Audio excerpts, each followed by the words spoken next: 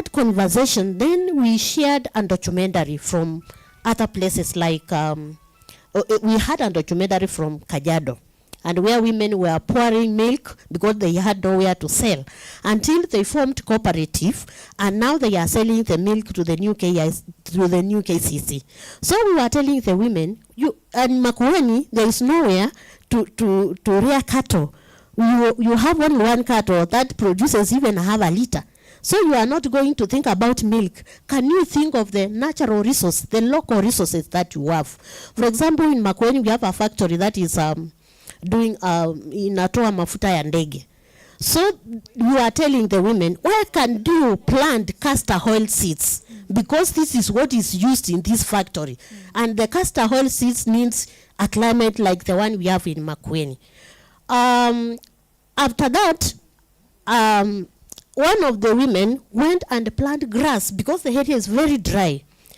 And that was last year. This year we met, and this woman sold the grass at 200,000 grass for cattle. And she sold. Somebody came with a rolly and carried the grass. So we were telling them, think of local resources that you have. Can you make use of the local resources that you have?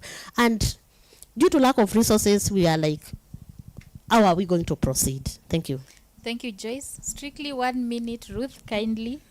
Okay. Well, probably one of the best innovative ways that QEPs have done in the resources challenges, because sometimes we go without resources totally, is the use of interns. So when we started WVL projects, we could receive a lot of applications in terms of people who want to be interns. Our office is just next to Kirinyaga University, and we've been taking them.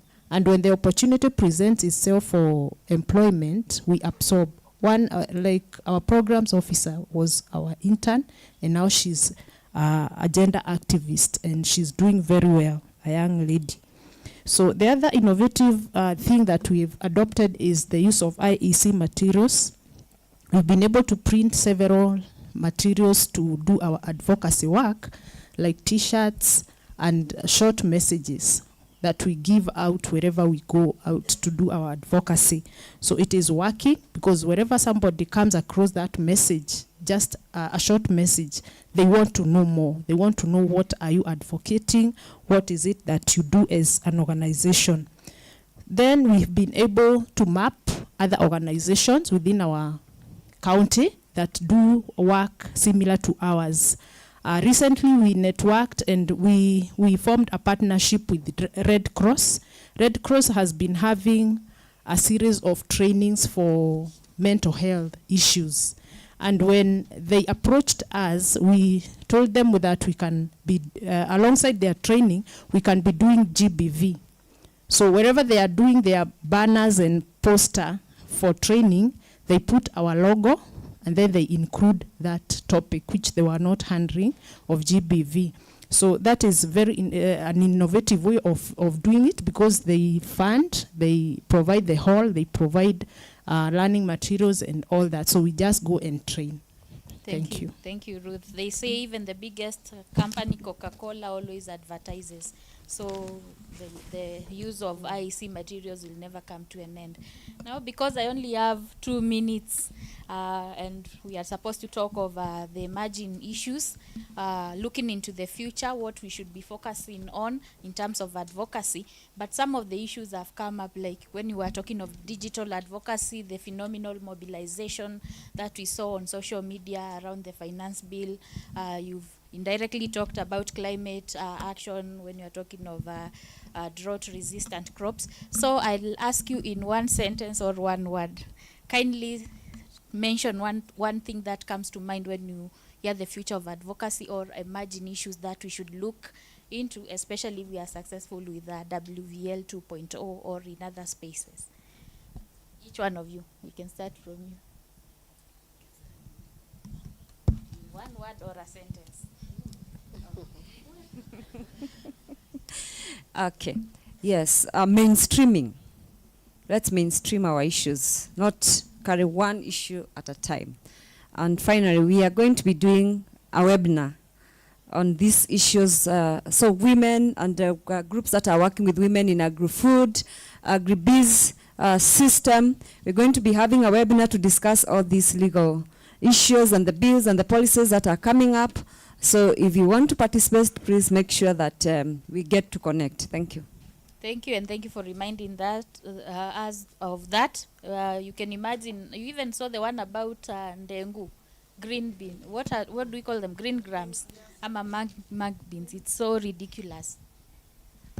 Yeah, for me, the future of advocacy is inclusive, where we bring men on board, and it's evidence-based, where we have more research that speaks into advocacy on gender equality. My future of advocacy is hybrid advocacy, where we are looking at intersection of livelihoods and women's rights. Secondly, it is looking at household as the core unit of marginalization, and so gender transformative approaches, for example, gender action learning systems, that is what should be enhanced, so that we are not just talking out, but also we are dealing with where the gender-based violence and other forms of marginalization against women is happening. I think that's what I would say. Thank you. I'm looking at, we have a lot of policies. So from my end, can we just stop formulating policies, or rather pause from formulating these policies and implement, or rather strengthen, the already existing policies? And as WROs, we can now hold them accountable in ensuring that there is implementation of the existing policies. So let us just pause for now and strengthen the already existing policies. Thank you. Joyce? Yes, I'm thinking as WROs, we are back on monitoring and accountability as far as our governments are concerned. The much work we are doing here as CSOs, we are just complementing what the government should be doing. And our government, Kenya that is, has given commitments during the GEF, Generation Equality Forum. How far our government has implemented the GEF commitments, you know? Because out of that, we'll have somewhere to step on. There is the upcoming Africa Beijing +30 conversations, CSO conversations in Addis Ababa. What can we put across as CSOs and say, this is what we have in our country, Kenya? Yes, thank you. Thank you, Ruth. Okay, I have 2 points that we can advance in our advocacy efforts. One is about technology. We cannot ignore technology, and as WROs, I think that is an area that we need to invest in going forward, because we've seen where we are doing meetings online. There's a lot. The physical meetings are dwindling as we go on, and a lot of information can be passed very fast when we invest in technology. Number 2, as a budget facilitator, we are always told that all issues are budget issues. That is an area that, as QEPs, we have endeavored to go full throttle going forward. We are planning on adopting another program called budget advocacy, and we are going to foster good relationship with our county government so that we can see if they are going to be allocating resources towards the work that we are doing. Thank you. Thank you so much, Ruth. As my co-moderator, Marjorie, comes to handle the remarks from the participants, I'd like to thank you all for sharing your very valuable insights. Please clap for my very knowledgeable panelists. And you can stand damu if law maswali zikikuja. Please keep on clapping for them and Marjorie as she comes. And thank you so much for listening to us. And you can learn from them. tuliona they had an abundance of points, so you can charge them after this. Thank you. All right, let's appreciate them kindly. And as you do so, just stand up on your feet. We do a little stretch kidogo. Nimeona kuna watu wanagawa shamba mapema. All right, let's stand up. Up on your feet, up on your feet, up on your feet. All right, so we're going to do something very simple. We all know how to count from number 1 to 10, but today we shall count from 10 to 1. 10 all the way to 1, using our legs and hands. So we'll start from the right side, go like 10, 9, 8, 7, all the way to 1, and then the left side, and then right hand and left hand. And then you go back to 9, finish, tunaelewa. I'm trying to make it fast, all right? So, and then we count together, right? 1, 2, 3, let's go. 10, 9, 8, 7, 6, 5, 4, 3, 2, 1. 10, 9, 8, 7, 6, 5, 4, 3, 2, 1. 10, 9, 8, 7, 6, 5, 4, 3, 2, 1. 10, 9, 8, 7, 6, 5, 4, 3, 2, 1. 9, 8, 7, 6, 5, 4, 3, 2, 1. We're counting. 9, 8, 7, 6, 5, 4, 3, 2, 1. 9, 8, 7, 6, 5, 4, 3, 2, 1. 9, 8, 7, 6, 5, 4, 3, 2, 1. 8, 7, 6, 5, 4, 3, 2, 1. 8, 7, 6, 5, 4, 3, 2, 1. 8, 7, 6, 5, 4, 3, 2, 1. 8, 7, 6, 5, 4, 3, 2, 1. 7, 6, 5, 4, 3, 2, 1. 7, 6, 5, 4, 3, 2, 1. 7, 6, 5, 4, 3, 2, 1. 7, 6, 5, 4, 3, 2, 1. 6, 5, 4, 3, 2, 1. 6, 5, 4, 3, 2, 1. 6, 5, 4, 3, 2, 1. 6, 5, 4, 3, 2, 1. 5, 4, 3, 2, 1. 5, 4, 3, 2, 1. 5, 4, 3, 2, 1. 5, 4, 3, 2, 1. 4, 3, 2, 1. 4, 3, 2, 1. 4, 3, 2, 1. 4, 3, 2, 1. 3, 2, 1. 3, 2, 1. 3, 2, 1. 3, 2, 1. 2, 1. 2, 1. 2, 1. 2, 1. 1, 1, 1, 1. Awesome. Give a neighbor high five and sasa umeamka. You're now awake. You can sit down. We do the Q&As. Just sit down. We have a Q&A. Yeah, before we go for break. Though I saw you're almost dancing reggae. You know. All right, can take control. Okay.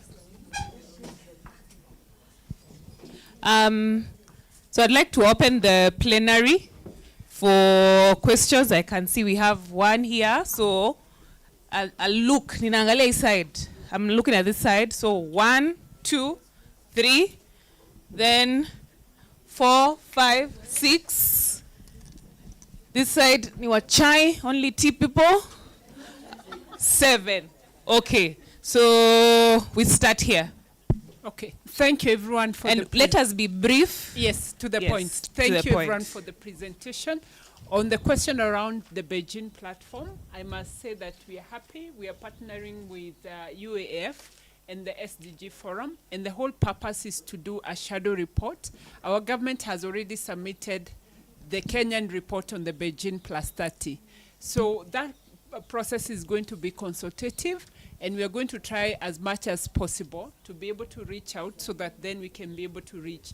And starting from the WVL, I think is a good place to be able to give our input on the Beijing Plus report as a shadow report. So thank you. So we'll be reaching out as crew to all the WVL partners, either through virtually. We might not be able to come physically, but we can be able to do that virtually. Thank you. So UAF, thank you for supporting that process. Okay. So one hearty clap for crew and UAF. Students, one is just one. So one hearty clap. Thank you. Second point. Okay, my name is Mvera Kazungu from Fimbo Youth Initiative, Kilifi County, Shakahola. Yes.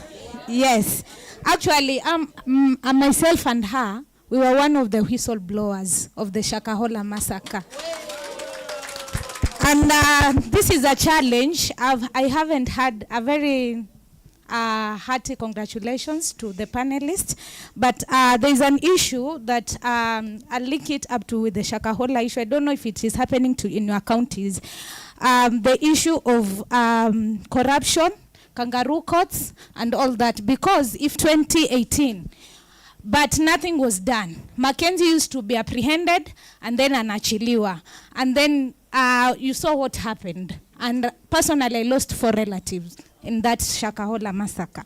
So I don't know how you guys, you have experienced such, even when we deal with gender-based violence cases, when you are, the perpetrator is apprehended, but the policemen collude and the perpetrator, like we've had serials, perpetrators who are serial perpetrators, but they're being let to go scotch-free. Then there's another issue, because Fimbo Youth Initiative, we are more on governance issue, and I was listening to one of the panelists who was speaking on gender responsive public service delivery. And it's a comment and it's a challenge to all of us, because we should much focus on gender responsive projects. We do a lot of social accountability, putting our county government on toes to ensure that projects under water, health, education are completed and are budgeted for. It's not even about budgeting for the gender department alone, but the key project on gender responsive project and service delivery. So I'm on the issue of profiling, because some of us have been summoned to police stations because, you know, we keep the government on toes. And how have you dealt with the issue of profiling, especially with the MCAs, governors, and all that? It's one thing that I really wanted to maybe to come for it to come clearly how we have been able to maneuver. And on the issue of summarize. Yes, I'm summarizing on the issue of how innovative we can towards ensuring that we advance our advocacy processes. I'll just mention things that we've been able to do, like community-led change plans, ward accountability forums, collaboration, and we have also had a challenge in intergenerational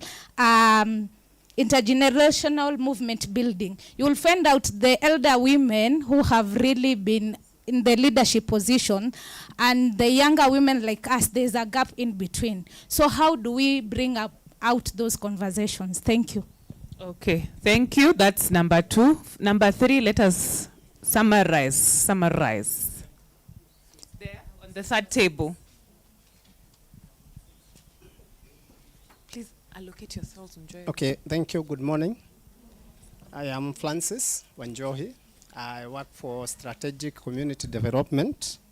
I'm sitting in for a vibrant young lady who became a mother 2 weeks ago. She could not make it here. Mine is on advocacy, and it's good to see and to hear that you have embraced digital advocacy, and we know social media is a strong tool for advocacy. So my question is, maybe do you have a social media advocacy strategy to tap into new audience and also strengthen connections with supporters and spread awareness about the cause we are advocating for? Thank you. Thank you. Let us follow his example. Brief, precise, to the point. We have finished that side, so we are on this row. Here, there was one here.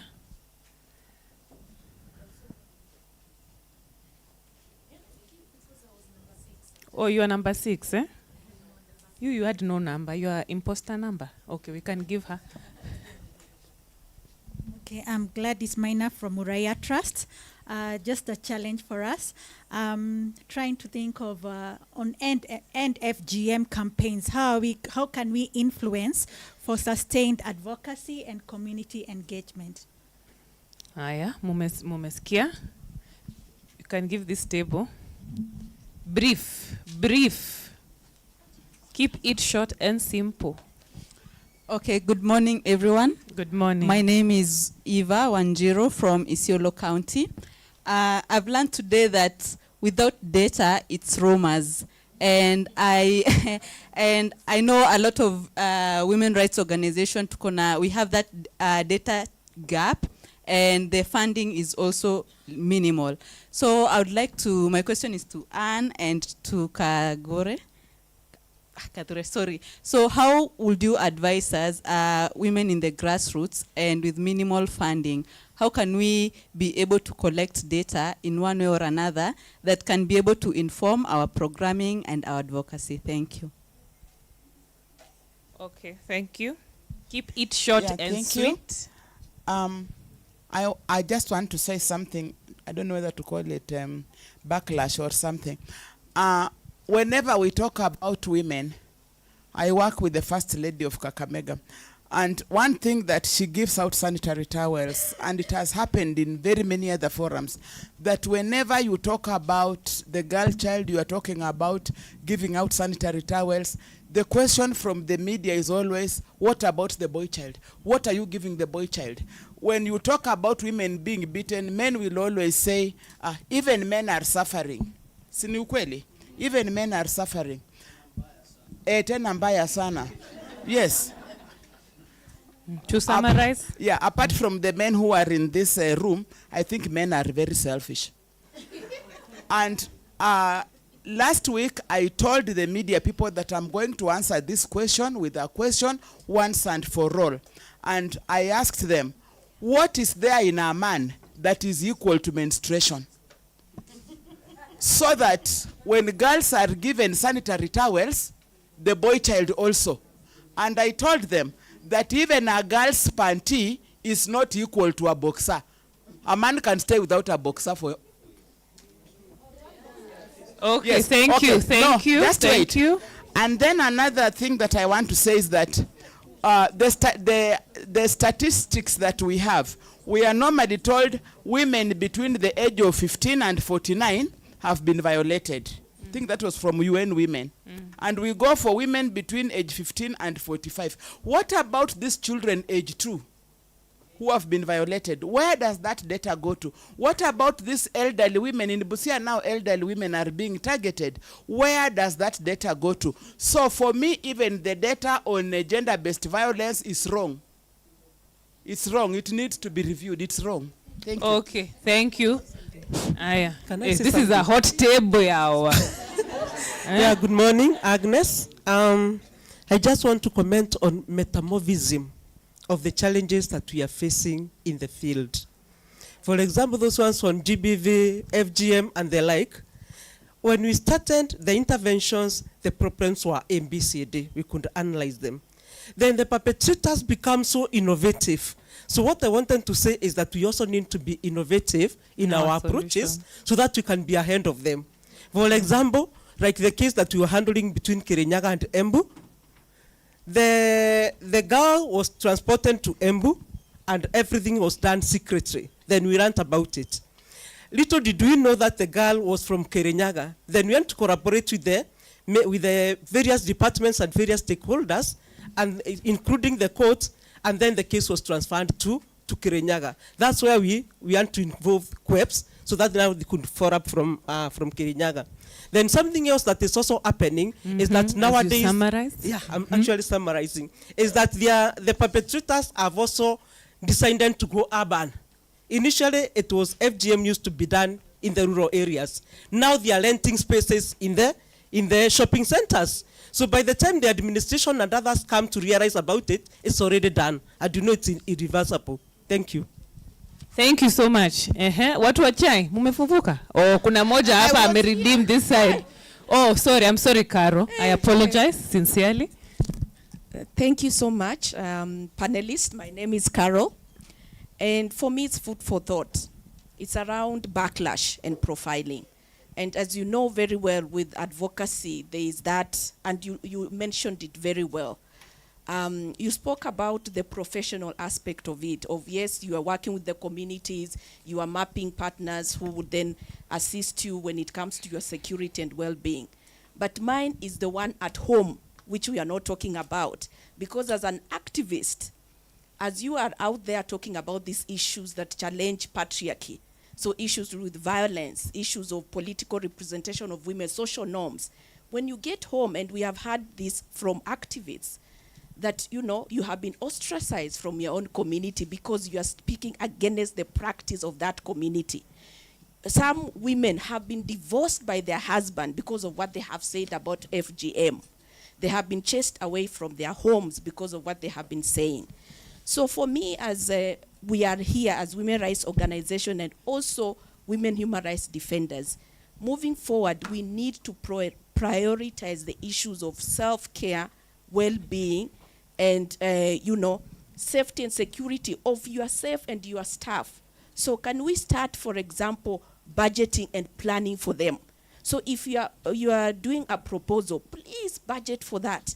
because you know that is what you're going to face. You have been in the community. So that if Urgent Action Fund Africa is not there and is not able to give you that protection grant, you already budgeted for it. So you are able to do, for example, digital training, because as we talk about digital advocacy, we are not also, we are also not talking about the backlash. So are we also having trainings, be it digital security training, physical trainings? Do we have security plans in our organizations? As well? So thank you so much. That's all. So recommendations. Thank you so much for your recommendations, Carol. There's a hot one, burning. Mkono inatetemeka pale nyuma. It's trembling. Redeeming the team. Okay. Natumai nyote mjambo. Kwa majina naitwa Nurdin Sanei kutoka Tana River, nawakilisha shirika la MIFCO. Kuna swali ambalo kwamba ni changamoto la uhusiana na hawa wasichana ambao kwamba waliotelekezwa haswa ikija kwa masala ya mambo ya dhulma za kijinsia. Utakuta msichana pengine aliripiwa na mjombake, mjomba ambaye kwamba ni ndugu yake mamake, toka nitoke. Ule msichana anaishi katika jamii hali ya kuwa anajihurumia na kujisikitikia, mpaka inafikia stage anakuwa na depression, mpaka trauma inamkujia. Msichana anafikia stage anatamani kujinyonga, anajitenga, vitu kama hivyo. Je, panel kwa upande huo, msichana kama huyu tunaweza kumuokoa kivipi?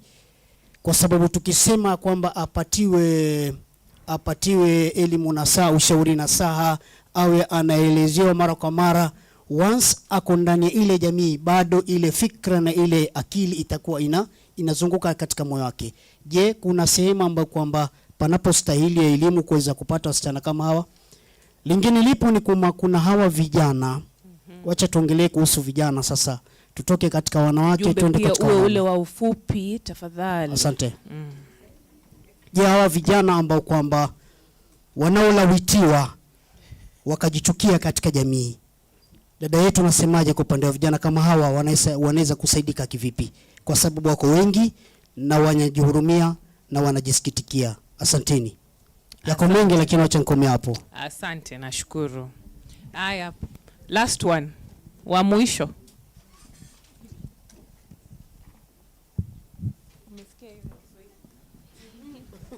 Good morning once again. My name is Lucy Kombe from Zamara Foundation, and mine is to appreciate the panel, especially the issues around the achievements and what they've been able to do, and also to affirm some of the advocacy challenges, including prioritization, the political goodwill, as well as the working in silos, which has been a toxic approach that has been seen within the movement when it comes to advocacy. Mine is a challenge, especially when it comes to regional and global advocacy. How are we looking or leveraging on the larger processes, like the UPR processes that has just ended the other day, the VNR process, the voluntary network review process of the SDGs, looking at these processes, these forums that actually provide for the platform for us to set the agenda, but also to share in the learnings. And as I mentioned to that, just a follow-up on Yasmin's submission in regards to the Nubians. Kenya was actually reviewed the other day, which is last week, with the African Commission or Committee on the Rights and Welfare of the Child. And within the review that happened in Lesotho, I was part of that. They were looking at how the Nubian community as Kenyan reporting at that level. So maybe we can touch base with Yasmin to just see how that looks like, and just as a follow-up to the regional advocacy processes. Thank you. Okay. Thank you so much. So we close that round. I give our panelists an opportunity to respond. As you respond, you also say thank you as a final remark because of time. And let's try and keep it short and sweet and brief. So there was a comment on the Beijing platform. There's one on corruption courts and GVV cases. Who's taking that one up? Okay. So you speak to your area of expertise. as you're giving your commentary, let's try and be brief. There was social accountability and service delivery, profiling, intergenerational support issues. The other one on digital advocacy, social media strategy, also about sustainability of ending FGM. Then there was one on data. I'd like to quote a quote that our M&E lead says, "In God we trust, but the rest of you need to bring data." So the other one was on sanitary towels and the insistence on dignity packs. Then in terms of data for other marginalized groups, elderly women and young children, in terms of gender-based violence. There was a comment on innovative solutions, so that was food for thought and food for thought. Social cultural issues, self-care and welfare support. Then maswala ya vijana na wasichana. Alafu UPR process and VNR for SDGs. Hi, Asante. When it comes to issues of corruption in the courts, yes, corruption is there, but also sometimes it's a perception of the people that there is corruption because of lack of understanding of the processes and evidential issues that happen. So that knowledge gap, what causes people think that something could have happened. So I think part of what we need to do as a WVL and communities to be able to support our people and leaders who are supporting the women to report these cases to understand what it means. Because once the case goes and people are not coming out to give evidence because they think, because we observed, we saw how the offense was, the violation happening, we assume that the judge or the court or that magistrate also saw. The truth is, they only rely on what is brought on the table. So when women do not come out to give evidence, then that may not. So you see perpetrators walking away because the women and men or whoever saw the evidence was not well harnessed. We didn't understand how to bring evidence before court or harness it. Then they walk scot-free and then we complain maybe it's corruption. So it's not always that it's corruption. I need to mention these kangaroo courts. We have to be very careful as women with these courts we call alternative and community justice mechanism. Who sits in those courts? Are they serving our interest? They are actually most of the time gatekeepers of patriarchy and structural system. If the court that is deciding your case, it's for instance, Chorincheke, is it going to be a court that you can think that a woman is going to get justice? So we also need to reject and say, no, these courts are not serving our interest unless we are represented. We are part of those courts. So when you are profiled, we all get profiled. Sometimes we're even afraid to pursue cases. Like we have a trafficking case where the trafficker is very powerful. What do? Try to work on that case as many people. Engage other people so that the enemy does not know who to really hit. Otherwise, you'll end up in trouble. So, but then, if you're in so much trouble, the defenders are here, and Carol is here to support. Okay. So, thank you. Yes, there were so many legal issues that were raised. Yeah. So, okay, I could stop there. Yeah, sawa. If she's tackled a point, you can move to the next.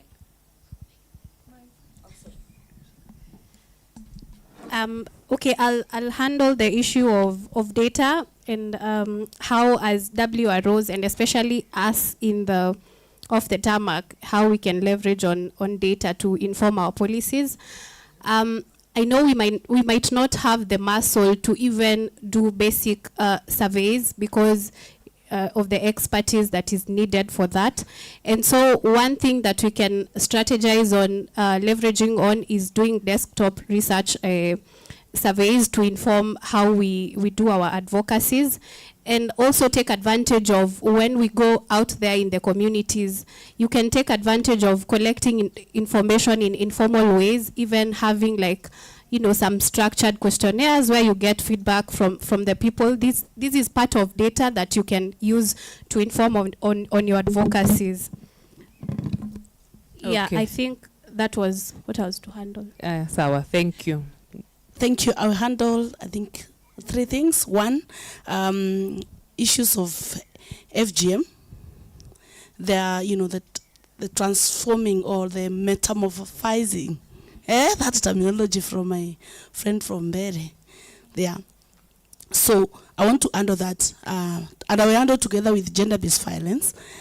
I want to say that, I want to suggest that most of us, we are, as women's rights organization, we need to use, or we need to adopt a holistic approach to issues, women rights issues. So that, as I said earlier, we have the, the institution, we have the, policy up here, we have the community, we have the issues of individuals, interpersonal, but we also have the individual. Most of the time, our interventions, if you look at the ecological model of intervention, you'll find that majority of us focus a lot on, the periphery. So we need to get the household, because the moment the household is empowered, even if the neighbor is doing that, they will say no. Okay. Secondly, data. I want to support her on issue of data.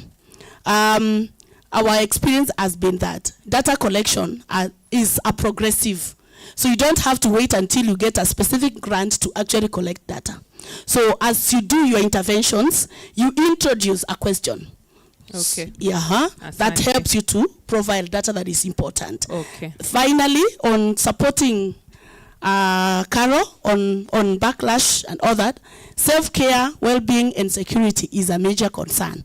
And therefore, it will be supported my former suggestion of using a hybrid approach to advocacy, where now we stop looking at some of the practical needs of women start seeing them as strategic, so that we can be able to be responsive. Thank you so much. Asante. Yasmin, 50 seconds. Okay, thank you. So I'll go with the sustained advocacy and community engagement, as well as the regional advocacy spaces, and the boy child. So regarding sustained advocacy and community engagement, we've been able to leverage on community dialogues and consultations. So when GEF, during the GEF era, we were able to organize women and girls at the grassroots level and domesticate, or rather localize that particular, those commitments. And at least that way we were able to be able to engage them, so that we'll be able to get their public opinions as far as Kenya made the 12 commitments in ending female genital mutilation and gender-based violence, plus allocating a lot of resources and pledging billions of shillings. So now at least when we did the community dialogue and consultations, at least now the women and girls at the grassroots level are able to hold the government of Kenya accountable, because now I think we are heading towards the 3rd year, if I'm not wrong, of GEF, and now we are looking at now holding the government accountable and ensuring that the commitments they made, at least they are able, some has been, we need to see like real actions, because some were made for 2022, some were made for 2024, So with that, we are able to be able to engage members of the community meaningfully. So I'm looking at a meaningful youth engagement, a meaningful engagement of members of the community, so that they'll be also able to take ownership and build on trust as we are proceeding with the advocacy efforts, since it's a process. Then regarding the regional advocacy efforts, we are so intentional about advocacy, and we've been able to participate in the Universal Periodic Review process, and we were invited by Each Rights. I know some organizations are here whom we've been able to engage in the UPR process and the health sector, because we were coming in under the sexual reproductive health and rights. Then regarding the boy child issue, I usually tell the boy child, me, I'm a girl, so I don't understand your priority needs, manze, So why don't you, Nordin, since you better understand your priority needs and issues, why don't you start off something with the boy child? Asante, yes, we end on a powerful note. Yes, ma'am. Thank you. On the case of kangaroo courts and the corruption, I would still go back to collaboration and partnerships. because that has been tackled, so maybe you can go to the next I one. wanted to give a different perspective. A brief one. We focus on collaboration and partnerships because I want to say that we saw some kind of corruption that was putting a case of 8-year-old away. And this was, we could not tell it is corruption, but something was happening. The accused is given a different date, and the complainant is given a different date in the court. And we addressed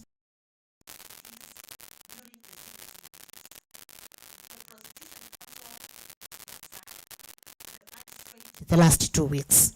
Okay. Because of this case. Okay. Also, I want to point out on somebody has talked about the gap between the young women and the older women. This is the time now we embrace collaboration storytelling, whereby we bring the young women and the other women together, we pair them, and have these conversations. And, you know, those who have experience, the older women who have experience on maybe leadership, the issues happening in the community, will share with the young women, and they start growing at that point. Okay. That is very key. Thank you. So the last point you can speak on, only social accountability and service delivery. Only. Okay, before I do that, I just wanted to give a different perspective on profiling and backlash. As QEPs, we embark on data and evidence.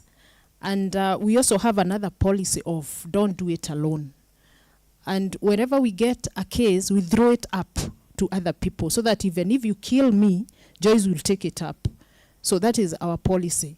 And we have forums within the county, like the Gender Sector Working Group, where we have different stakeholders that handle cases of GBV. We have the police county commander in that forum. We have the gender officer, national government. We have the gender director county. Okay. So all those people, when we get something like a case that you see it is going to bring a lot of insecurity on your part, we throw it up to that forum, and it is taken up by somebody, by at least by one person. Even the judiciary is there.